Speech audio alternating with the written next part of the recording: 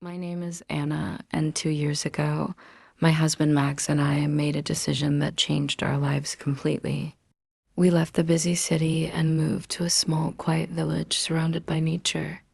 It wasn't an easy decision, but deep down, we both felt that this change would bring us closer to the life we always dreamed of. We wanted simplicity, peace, and the chance to breathe fresh air every day. Our new village was everything we imagined and more.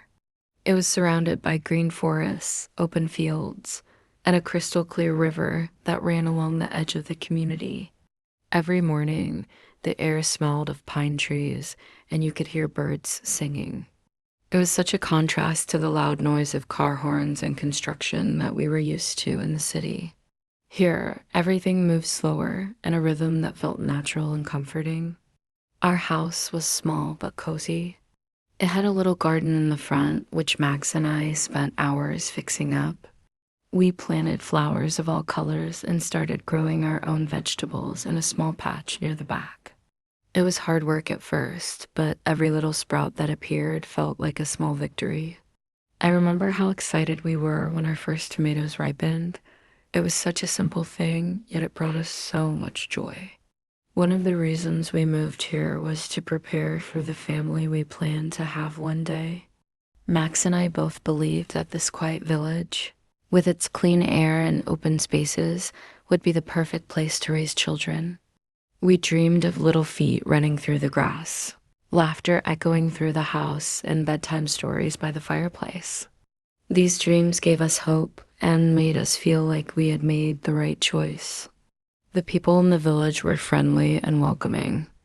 On our first day, neighbors came by to introduce themselves and bring small gifts: fresh bread, homemade jam, and even a basket of eggs from someone's chickens. Everyone seemed curious about us, the new couple in town, but they were also genuinely kind. We felt at home almost immediately, which was a relief after leaving everything familiar behind. It wasn't long before we met John and Lisa, our closest neighbors. Their house was just a short walk from ours, and they seemed to be around the same age as Max and me. John was tall and strong, with a friendly smile that made you feel at ease. Lisa was petite, with bright eyes and a cheerful laugh that could lighten anyone's mood. Like us, they didn't have children yet, and we quickly found common ground. John and Lisa became our friends almost overnight. We started spending weekends together, exploring the forest, having picnics by the river, and even learning how to look for mushrooms, a skill they promised to teach us. It felt good to have friends nearby, especially since we had left so many of ours behind in the city. They made the transition easier and gave us a sense of community. Life in the village was simple but fulfilling. Each day was a mix of small tasks and moments of pure joy. Max and I would wake up early to the sound of birds and have coffee on the porch, watching the sunlight filter through the trees. We spent our days working in the garden, going on long walks, or reading books by the fire in the evenings. Sometimes we'd sit quietly and just listen to the sounds of nature, the rustling leaves, the river flowing in the distance, and the occasional call of an owl at night. It was peaceful in a way that I had never experienced before. Despite the calm and beauty, moving to the village wasn't without its challenges. Adjusting to a slower pace of life took time, especially for Max, who had always been used to the fast-paced demands of his job in the city. He worked remotely now, which gave us more time together, but it also meant he had to create a new routine that balanced work and leisure. As for me, I took on the role of making our house feel like a home. I learned new skills like baking bread and preserving fruits, and found joy in these little accomplishments. I also discovered how different life in a small community could be. Everyone knew each other, and news traveled fast. If someone's car broke down or their roof needed fixing, neighbors would show up without being asked. There was a sense of togetherness that I hadn't experienced before. It felt comforting to know that if Max and I ever needed help, someone would be there for us. As the days turned into weeks and then months, I began to fall in love with our new life. There was something magical about living so close to nature. Watching the seasons change felt like a privilege. In the spring, wildflowers covered the fields, and the air was filled with the scent of blooming trees. Summer brought long, warm days, perfect for swimming in the river and barbecuing in the garden. Autumn painted the forest in shades of orange, yellow, and red, and winter turned the village into a quiet, snowy wonderland. Max and I often talked about how grateful we were for this life. We knew it wasn't for everyone. Some people might find the village too quiet or the lifestyle too simple, but for us, it was exactly what we needed. It gave us a chance to slow down, reconnect with each other, and dream about the future we wanted to build. Little did I know that this peaceful life we had created would soon face an unexpected challenge. But for now, in those first months, everything felt perfect. The village, the people, and the life we were building together, it all seemed like a dream come true. When Max and I moved into the village, we didn't know what to expect from our neighbors. Would they welcome us? Would they be distant? The idea of living in a small, close-knit community was new to both of us, and we hoped for the best. To our surprise, the people here were incredibly warm and kind. From the very first day, they made us feel like we belonged. John and Lisa were the first neighbors we truly got to know. Their house, a charming stone cottage, stood just a short walk down the gravel road from ours. We met them during one of our evening strolls when they were outside tending to their garden. John waved at us with a big smile, and Lisa came over holding a basket filled with freshly picked vegetables. "Hi there. You must be the new couple in town," Lisa said, her voice cheerful. "I'm Lisa, and this is my husband, John." Max and I introduced ourselves, and within minutes, we were chatting as if we'd known them for years. They told us about the village, where to find the best trails, how to spot deer in the early morning, and which local farmers sold the sweetest strawberries. John had a hearty laugh that made every story feel more lively, while Lisa's enthusiasm for the village was infectious. Not long after that, Lisa and John invited us over for tea. Their home was cozy and filled with little personal touches, handmade curtains, family photos, and a fireplace that gave off a warm glow. Over tea and homemade cookies, we talked about everything from gardening to our plans for the future. They shared stories about their life in the village, and we told them about why we left the city. It felt good to open up, and their kindness reassured us that we had made the right choice moving here. Lisa mentioned that they didn't have children yet, just like us. "Maybe someday," she said with a laugh, glancing at John. "But for now, it's just the two of us." This shared similarity brought us even closer. We started spending weekends together, and before we knew it, a routine formed. On sunny days, we'd pack sandwiches, grab a blanket, and head to the river for a picnic. Lisa loved baking, so she often brought cakes or pies to share. Max and John enjoyed fishing by the river, while Lisa and I talked about everything under the sun. One weekend, they introduced us to a local tradition mushroom foraging in the forest. "It's like a treasure hunt," John said, handing Max and me small baskets. "But you have to know which ones are safe to eat." Lisa laughed and added, "And which ones will have you seeing stars?" The forest was alive with the scent of earth and pine. John showed us how to spot edible mushrooms, while Lisa explained how she used them in her cooking. It was a fun and educational experience, and by the end of the day, our baskets were full. That evening, we cooked a delicious meal with the mushrooms, sharing laughter and stories late into the night. If you're enjoying this story so far, don't forget to subscribe to our channel for more tales like this. Thank you for being here with us. Life felt so simple and joyful during those days. Max and I grew closer not only to John and Lisa, but also to the community. Villagers greeted us warmly wherever we went, and it felt like everyone knew everyone. There was a sense of belonging that we hadn't experienced before. Max often said, This is the kind of life I always wanted, and I couldn't agree more. Everything felt perfect, like we have found our place in the world. But as the months went by, small changes in our friendship with John and Lisa began to surface.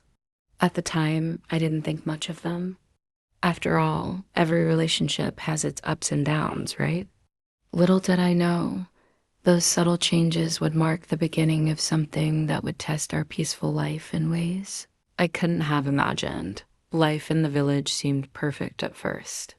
Max and I were settling into our routines, enjoying the quiet pace of life and growing closer as a couple. Our bond with John and Lisa had also grown stronger over time.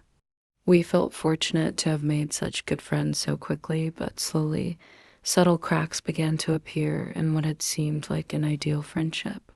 It all started with little things, moments so small that I brushed them off at first.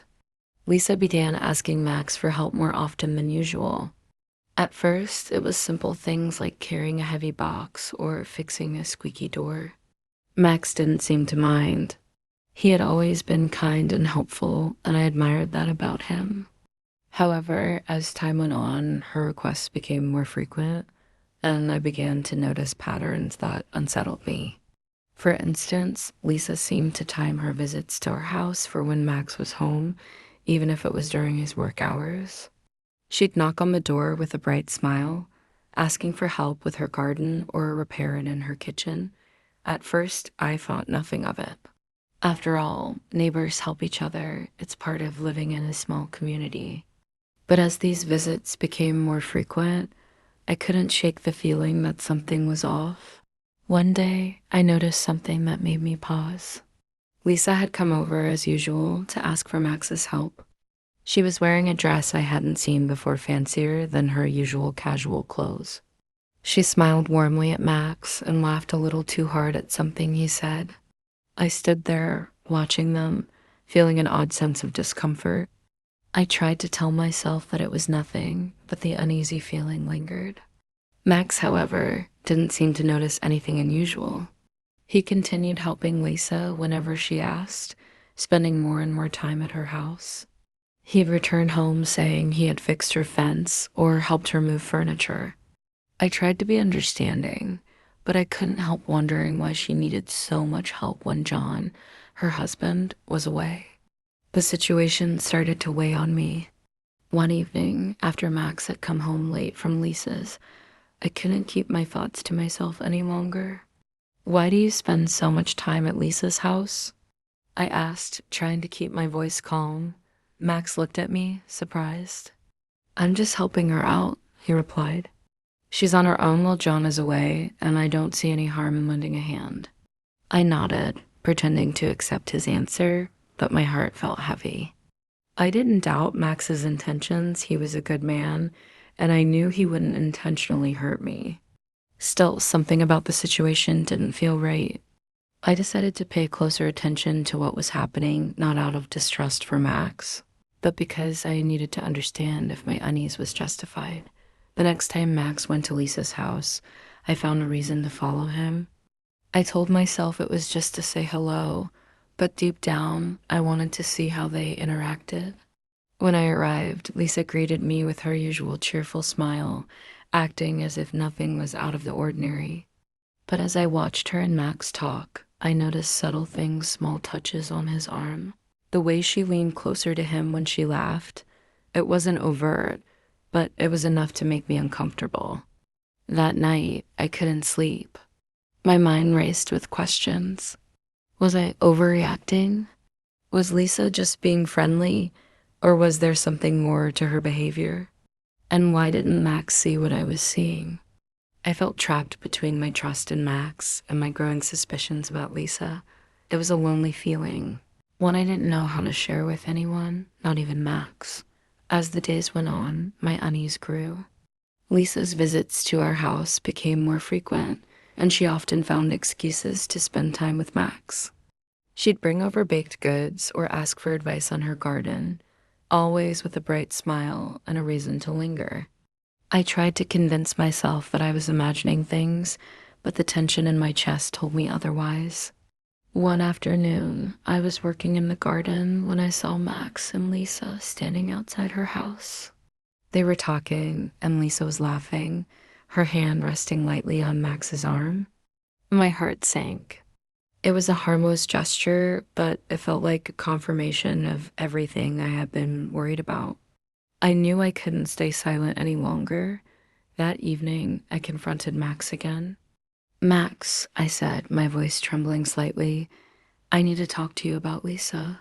He looked at me, concern flickering across his face.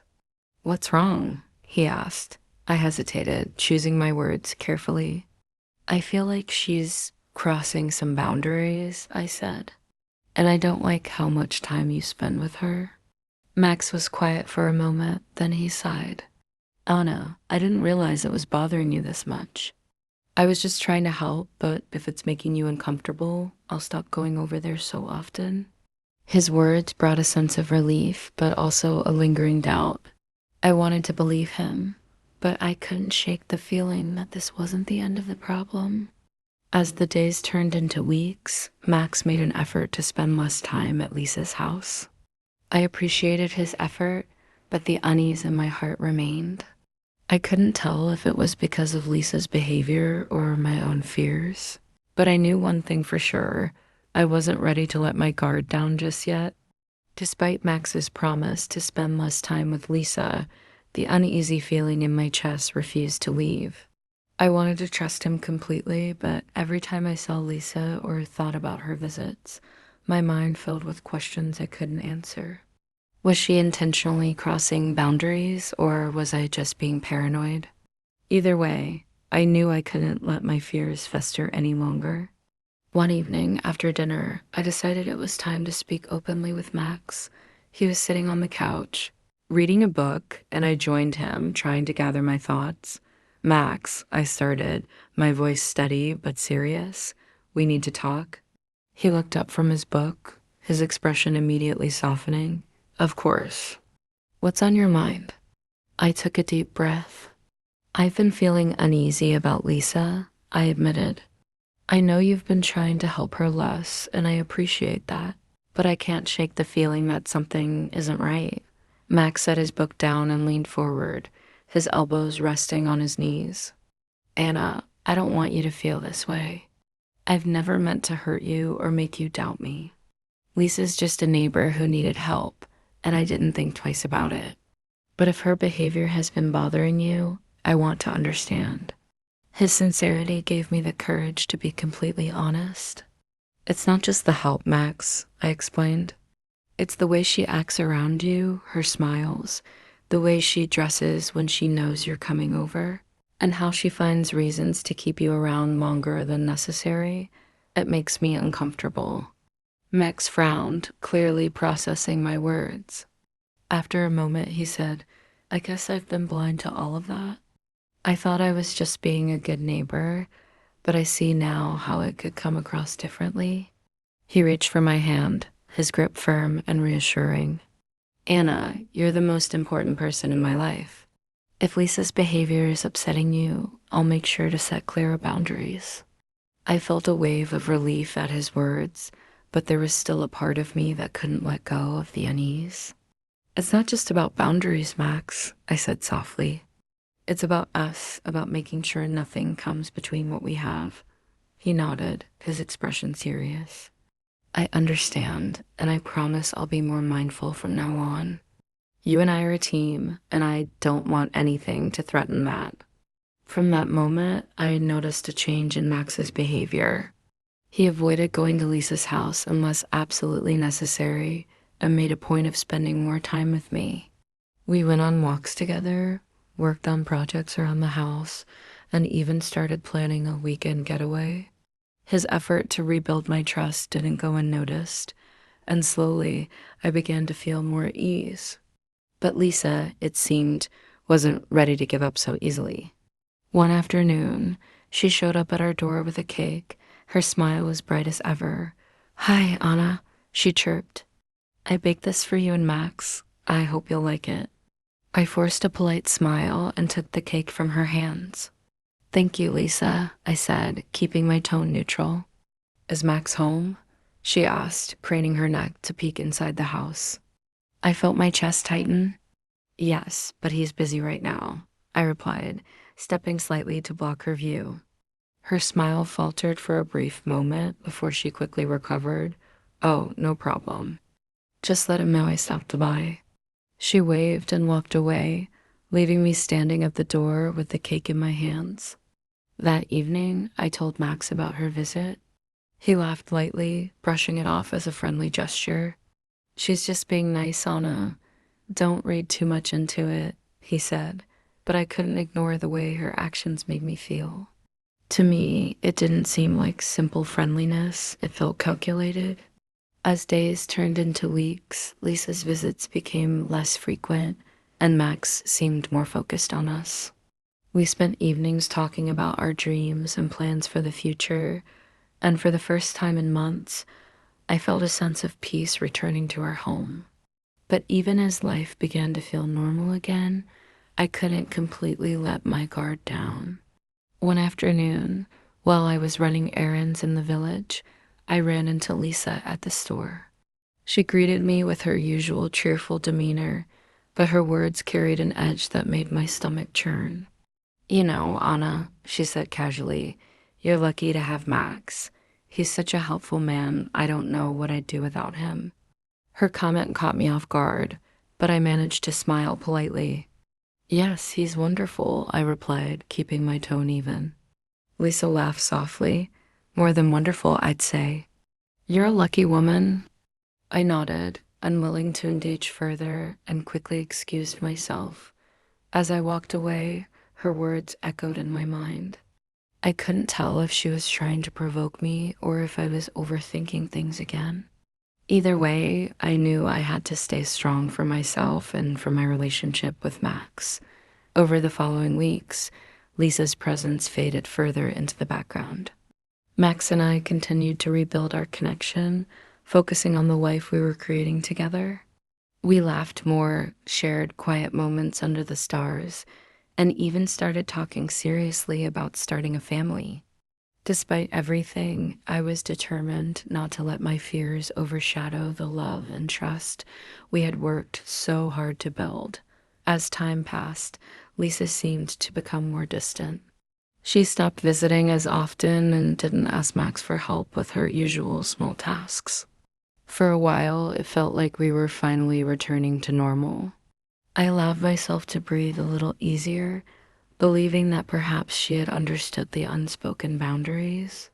But deep down, I couldn't completely shake the unease that lingered, like a shadow in the corner of my mind. Max and I focused on our routines. We spent our evenings tending to the garden or enjoying quiet dinners together. It felt like our bond was growing stronger, and I clung to that sense of stability. However, one sunny afternoon, Lisa reappeared, bringing with her the same unsettling energy I had tried so hard to forget.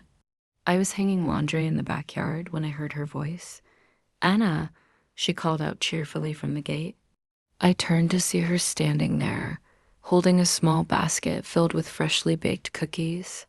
Her smile was bright, but something about it felt forced. Hi, Lisa, I replied, doing my best to sound polite. I thought I'd bring these over, she said, extending the basket toward me. Just a little thank you for all the times Max helped me. I took the basket, murmuring a quiet thank you, but her words set off a familiar pang of discomfort. Max isn't home right now, I added quickly, hoping to cut the interaction short. Oh, that's all right, Lisa said with a casual wave of her hand. I was hoping to catch you, actually. You're always so busy, and I feel like we never get to chat anymore. I forced a smile, unsure of what to say. Lisa's words seemed innocent enough, but I couldn't ignore the underlying tension I felt whenever she was around. As she lingered, the conversation turned to small talk about the weather and the garden. But then, seemingly out of nowhere, she asked, "How's Max?" He's been so quiet lately, I hardly see him anymore. The question caught me off guard. I hesitated for a moment before replying, he's been busy with work and projects around the house. We've both been keeping to ourselves more. Lisa nodded, but her smile didn't reach her eyes. That's a shame. He's always been such a big help to me. I guess I'll have to figure things out on my own now. Her tone was light, almost playful, but it made my stomach twist. If you're enjoying this story, don't forget to subscribe to our channel for more. Thank you for following along. That evening, I told Max about Lisa's visit. He listened carefully, his brow furrowing as I recounted her words. "It sounds like she's trying to stir up trouble," he said finally. "But I'm not going to let her get between us, Anna. You're my priority." His reassurance meant everything to me, but Lisa's persistence continued to weigh on my mind. Even though she didn't come around as often, her presence still felt intrusive. It was as if she was always finding subtle ways to remind me that she was there, just on the edge of our lives. One day, while Max was at work, I saw Lisa in the village. She greeted me with her usual charm, but her words carried the same unsettling undertone. "You know, Anna," she said, her voice low and almost conspiratorial, "Max is such a wonderful man. You're lucky to have him." I smiled politely, determined not to let her get under my skin. "Yes, I am," I replied, keeping my tone steady. Lisa laughed softly. "He's more than just wonderful, though, isn't he? He's special." Her words felt like a challenge, and I struggled to keep my composure. "We think so," I said simply, refusing to engage further. As I walked away, I couldn't shake the feeling that Lisa was testing me, pushing boundaries to see how far she could go. But no matter what her intentions were, I was determined not to let her disrupt the life Max and I were building. Over the following weeks, Max and I grew even closer. We spent more time together, talking about our dreams and plans for the future. We laughed more, shared quiet moments in the garden, and started planning a small trip to celebrate our anniversary. Lisa's presence began to fade into the background, and for the first time in a long while, I felt a sense of peace returning. Still, I couldn't ignore the lingering doubt that remained in the back of my mind. Lisa might not be as present in our lives anymore, but I knew better than to assume she was completely gone. Even so, I was ready to focus on what truly mattered, my relationship with Max and the life we were creating together. A few weeks after my last encounter with Lisa in the village, life began to settle into a comfortable rhythm again. Max and I found ourselves focusing more on each other and the simple joys of living in the village.